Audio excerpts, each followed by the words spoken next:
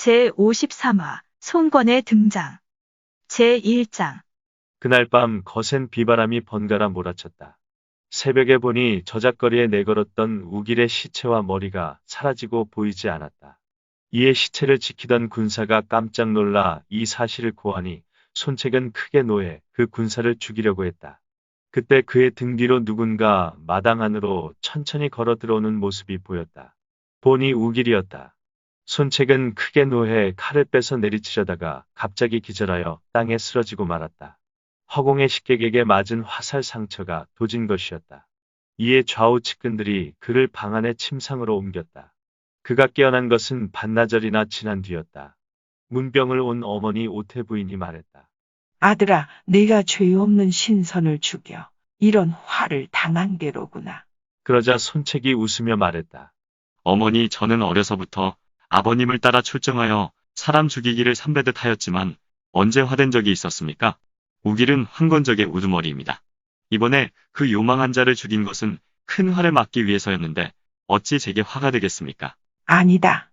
싸움터에서 적군을 죽이는 것과 이번 일은 다르다. 우길은 신선이신데 네가 믿지 않아 그리 된 것이다. 도교 사원의 재물이라도 바쳐 재앙을 거두어 달라고 빌어야겠다. 손책이 말했다. 어머니, 제 수명은 하늘에 달려있어 요망한 자가 좌지우지할 수 있는 것이 아닌데 무엇 때문에 빕니까? 오태 부인은 타일러도 손책이 믿지 않을 줄 알고 자신의 뜻대로 좌우를 시켜 도교 사원에 몰래 재물을 바치고 재앙을 막는 재를 올려달라고 부탁했다. 그날 밤 삼경이다. 손책이 안채에 누워있을 때 갑자기 음산한 바람이 일면서 등불이 꺼질 듯 깜빡거리더니 다시 밝아졌다. 그러더니 등잔 그림자 아래 서 있는 우길의 모습이 보였다. 이에 손책이 큰 소리로 호통쳤다. 나는 평생 요망한 자들을 뱀으로써 천하를 편안히 만들겠다고 맹세하였느니라. 너는 이미 저승귀신이 되었거늘 어찌 감히 내게 나타난 것이냐. 그리고 힘껏 칼을 던졌다. 그러자 우길은 호련히 사라지고 보이지 않았다. 이 소식을 전해 들은 오태 부인은 크게 걱정했다. 이에 손책은 아픈 몸을 이끌고 어머니의 처소로 가서 어머니의 마음을 풀어드리려고 애썼다. 어머니가 말했다. 공자님도 귀신의 덕은 참으로 풍성하구나 라고 말씀하셨고 또 내 위에 하늘신과 아래 땅신에게 기도하라고도 말씀하셨으니 귀신의 일을 믿지 않을 수 없다. 내가 우신선을 억울하게 죽였으니 어찌 안갚음이 없겠느냐. 내 이미 사람을 시켜 군 안에 있는 옥천과 난에 죄를 올리도록 주선해 놓았으니 내가 몸소 가서 절하고 빌면 자연 편안해질 게다. 손책은 어머니의 명을 어길 수 없기에 마지못해 가마를 타고 도교 사원인 옥천관으로 갔다. 도사가 손책을 맞아들이며 분향하기를 청했다. 손책은 도사에게서 받아든 향만 피우고 기도는 드리지 않았다. 그러자 향로 속에서 피어오른 향연기는 흩어지지 않고 그대로 엉기면서 하나의 우산 모양을 이루더니 그 위에 단정히 앉은 우길의 모습이 나타나는 게 아닌가. 헛것을 보고 화가 난 손책은 침을 뱉고 욕을 하면서 전각을 나가려 했다. 그러자 우길이 전각문을 막아서더니 성난 눈으로 손책을 노려보았다. 손책이 좌우를 돌아보며 말했다. 너희들에게는 저 요기가 안 보이느냐? 안 보입니다. 더욱 화가 난 손책은 차고 있던 칼을 뽑아 우길을 향해 던졌다. 누군가 비명소리를 지르며 쓰러졌다. 여럿이 보니 바로 전날 우길의 목을 쳤던 졸개다. 칼이 머리꼴에 박히는 바람에 졸개는 눈, 코, 귀, 입 등 7구멍으로 피를 쏟으며 죽었다. 손책은 죽은 사람이 우길이 아니라는 것을 알고 흠칫했지만 좌우에 영을 내렸다. 요괴로 둔갑했던 저 병사를 실어내 후이 장사 지내주거라. 그리고 옥천관을 나오는데 또다시 우길이 옥천관 대문으로 달려 들어왔다. 그 모습 또한 다른 사람에게는 보이지 않고 손책에게만 보였다. 손책이 말했다. 이곳은 요기의 소굴이로구나. 그러더니 옥천관 앞에 앉아 추상 같은 영을 내렸다. 저 옥천관을 헐어버려라. 이에 500명의 무사들이 달려들어 옥천관을 헐기 시작했다. 그들이 기와를 벗기려고 지붕 위로 올라갔다. 보니 지붕 위에서 우길이 기와장을 밑으로 던지고 있었다. 손책은 길길이 날뛰며 격분하여 소리쳤다. 안에 있는 도사들을 모두 끌어낸 뒤 전각에 불을 질러라. 군사들이 불을 지르자 전각은 곧 타오르기 시작했다. 그 불길 속에 우길이 다시 나타났다. 손책은 화가 나서 집으로 돌아왔다. 그런데 집 대문 앞에 우길이 또 서 있는 게 아닌가. 두려움을 느꼈던 것일까. 손책은 집으로 들어가지 않고 즉시 3군 곧 전군사를 점호한 뒤 성 밖으로 나가 군영을 세웠다. 수많은 병사들이 진을 친 그곳에는 우길이 감히 들어오지 못하리라 생각했던 것 같다. 그는 수하장수들을 불러 원소를 도와 조조를 협공할 일을 의논하게 했다. 그러자 장수들이 입을 모아 가냈다. 주공의 옥체가 미령하시니 가벼이 움직이시면 아니 됩니다.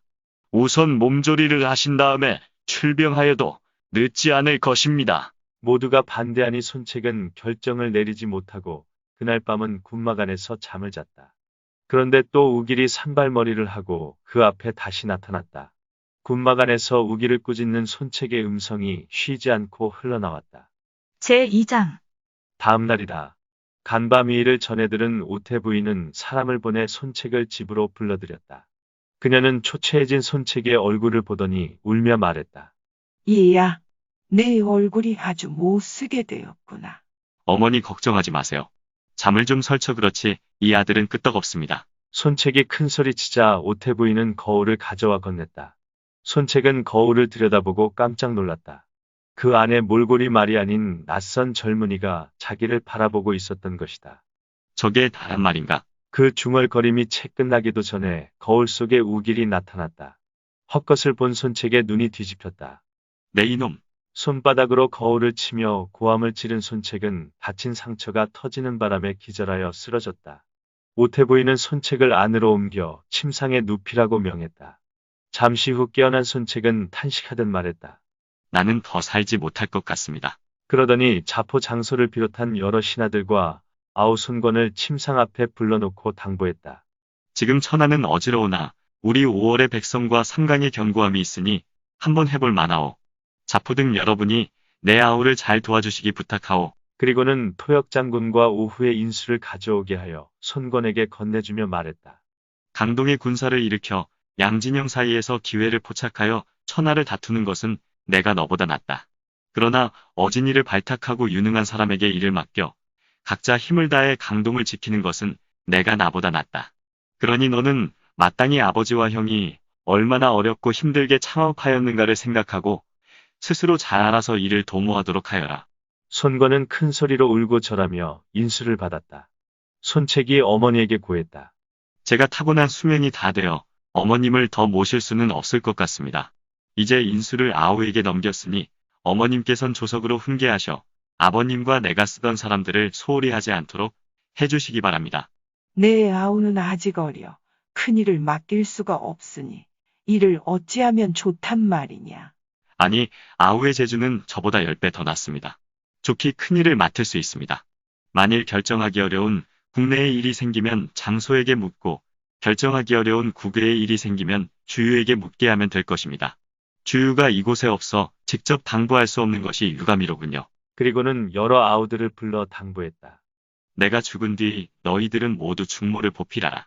우리 집안에서 감히 딴 마음을 품는 자가 있으면 여럿이 힘을 모아 그 자를 죽이도록 하라.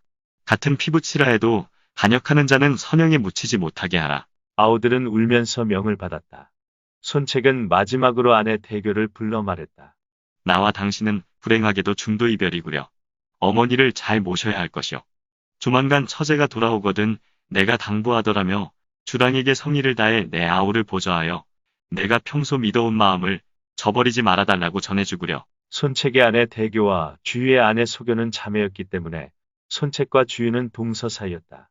그가 주유를 주랑이라 칭한 것은 당시 동호에서 모두들 그렇게 불렀기 때문이다. 랑의 글자 뜻은 젊은 사나이이지만 성씨에 붙여 주랑 또는 솔랑이라 부르면 멋진 주유, 멋진 손책이란 뜻의 애정어린 호칭이 되었다. 경국지색으로 이름 높았던 대교는 눈물에 젖어 한층 고혹스러워진 얼굴을 쳐들며 대답했다. 예, 그러겠어요. 그 말을 듣자 손책은 이내 숨을 거두었다. 이때 그의 나이 불과 26이었다. 아직 철모르는 나이에 아버지를 여의고 원술에게 몸을 의탁했다가 홀로 일어나 아주 짧은 기간에 강동을 평정한 일세의 영걸이 세상을 떠난 것인데 그의 죽음에 대해 뒷사람은 이렇게 읊었다. 홀로 싸워 동남 땅 평정했기에 모두 그를 소패왕이라고 했지.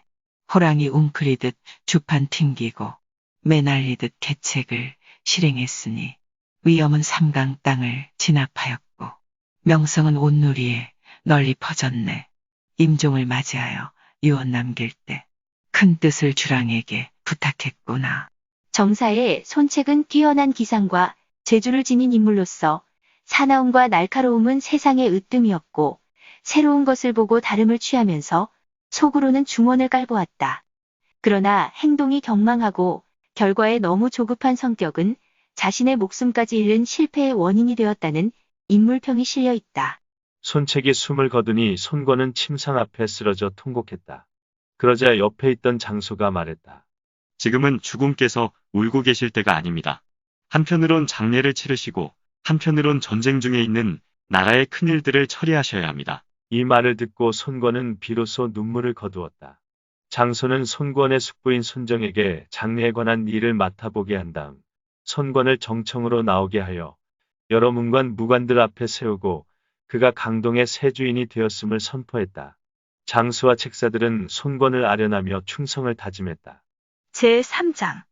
오나라의 새 주인이 된 손권은 이제 겨우 19살이었다. 어머니 오태 부인이 달을 품는 꿈을 꾸고 낳았다는 손책과 달리 해를 품는 꿈을 꾸고 낳았다는 손권은 장성하면서 기골이 장대한 청년이 되었다. 원작에는 그 생김새가 태어나면서부터 각진 턱에 큰 입, 푸른 눈, 자줏빛 수염을 갖고 있었다고 묘사되어 있다.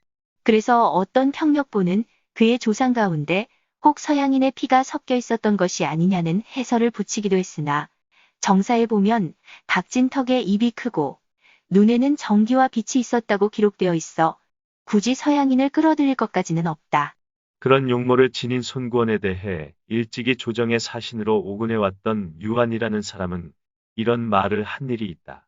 손씨, 형제들의 상을 보니 다들 재주가 뛰어나오.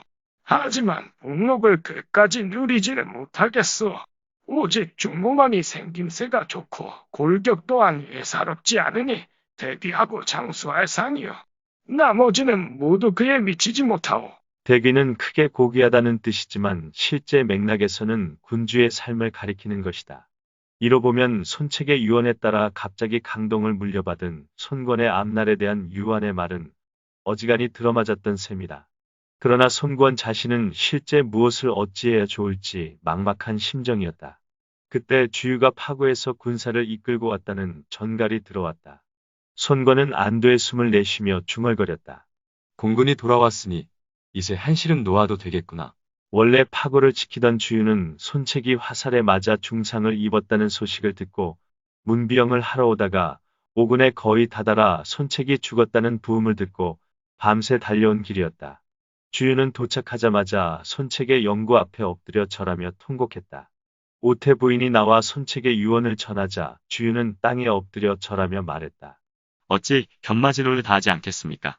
죽음으로써 받들겠습니다. 잠시 후 손권이 들어왔다. 주유가 절을 마치자 손권이 말했다. 공은 돌아가신 형님의 유언을 잊지 말아 주십시오. 주유가 머리를 조아리며 말했다. 간과 뇌를 땅에 쏟으며 죽는다 하여도 저를 알아주신 은혜를 어찌 잊을 수 있겠습니까? 반드시 보답할 것입니다. 아버님과 형님의 위협을 이어받았으니 이제 무엇부터 시작하는 것이 좋겠는지요. 손권이 묻자 주유가 대답했다. 예로부터 사람을 얻는 자는 흥하고 사람을 잃는 자는 무너진다고 하였는데 지금 임야를 계책으로 삼아야 합니다. 식견이 높고 사물에 밝으며 앞날을 멀리 내다볼 줄 아는 사람을 구하여 보필을 받으셔야 합니다. 그런 뒤라야 강동을 안정시킬 수 있습니다. 돌아가신 형님께서 유언하시기를 국내의 일은 자포에게 부탁하고 국외의 일은 모두 공군에게 의뢰하라고 하셨습니다.